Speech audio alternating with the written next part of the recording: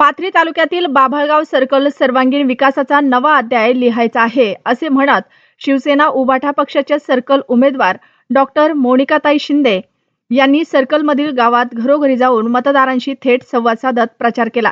यावेळी त्यांच्यासोबत स्वातीताई गिराम यांच्यासह शिवसेना पक्षाच्या महिला पदाधिकारी मोठ्या संख्येने उपस्थित होत्या। गावातील रस्ते, पाणी पुरवठा, स्वच्छता, विद्युत पुरवठा व इतर पायाभूत सुविधा अधिक सक्षम होणे अत्यावश्यक असल्याचे मत डॉक्टर मोनिकाताई शिंदे यांनी गाव संवाद भेटी दरम्यान व्यक्त केले।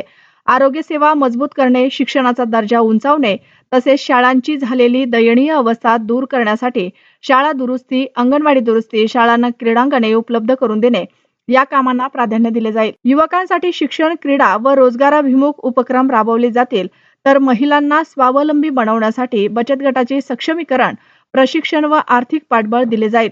यावेळी त्यांनी मतदारांच्या गाठी भेटी घेत थेट संवाद साधत स्थानिक प्रश्न व समस्या जाणून घेतल्या। डॉक्टर शिंदे म्हणाले की सर्कलचा सर्वांगीण विकास करणे हेच आमचे ध्येय आहे।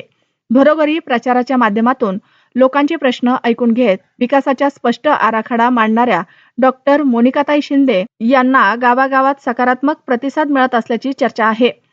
विकासाभिमुख लोकसंवादातून घडवणारे नेतृत्व अशी त्यांची ओळख होत असल्याचे चित्र दिसून येत आहे।